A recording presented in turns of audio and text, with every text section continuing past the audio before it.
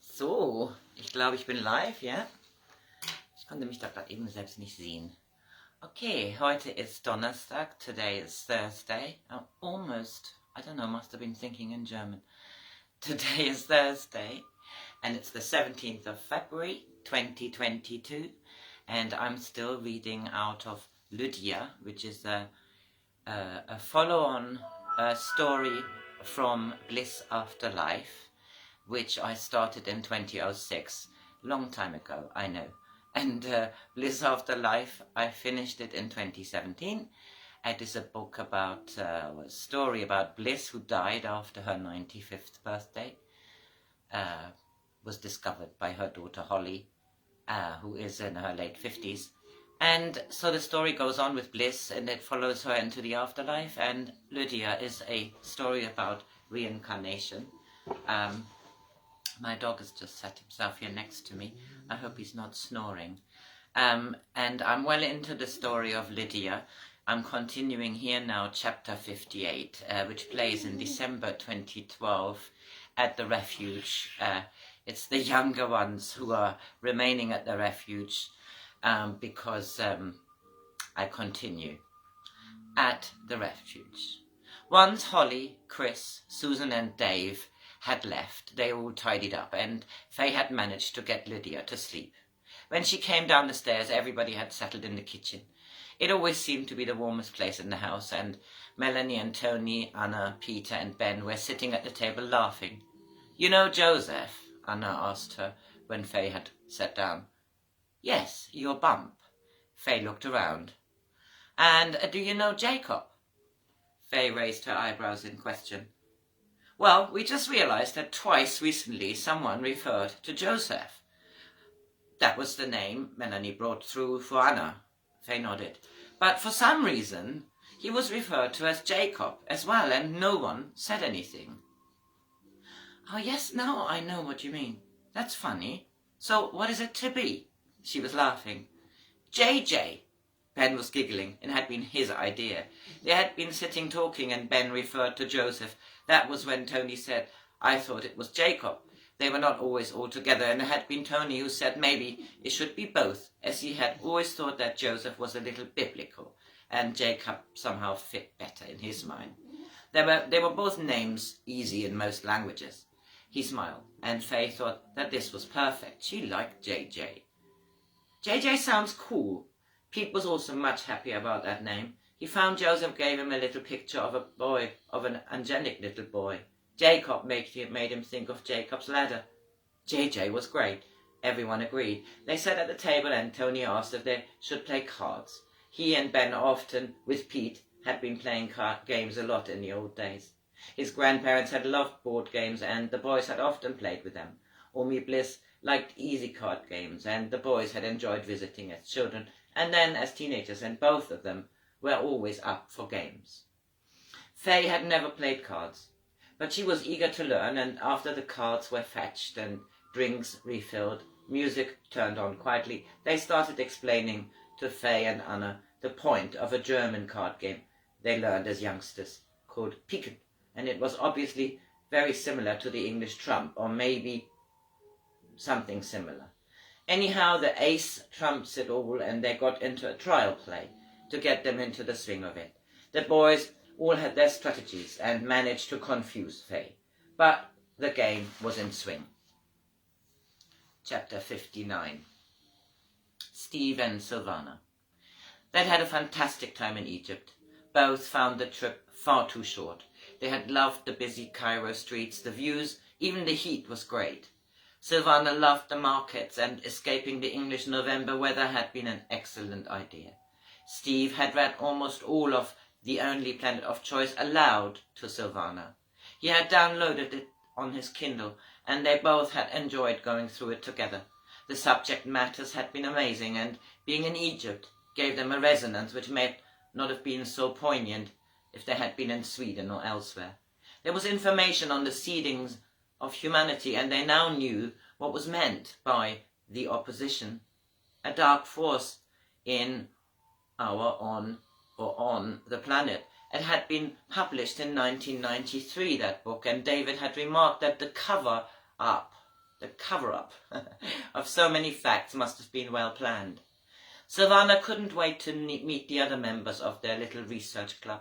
She wanted to speak with Melanie about it. This book had opened so many ideas in her head, and if she hadn't met Steve, she would have never studied these subjects. Steve had turned much browner, and Silvana looked tanned and happy. She had been grateful to her daughter Poppy. Chap had been happy being looked after by her. They had spent the last week at Silvana's place and were reluctant to move from the settee. They had been watching another episode of Lord of the Rings, and both had snoozed off. It was Sunday, but she was determined to start with some preparation for Christmas. The advertising had been on for weeks, and she avoided it all until December started, and it had now. She had found some lovely little things in the markets, and was particularly delighted about a little blue book that she found in a bookshop which seemed to specialize in English or foreign books. It had been an obscure little shop, and she spent some time in there. She loved the smell, and had mixed with the spices wafting from the rest of the market. She could not ascertain who wrote it, and when it was published. It was small, only 53 pages, and very plain, blue.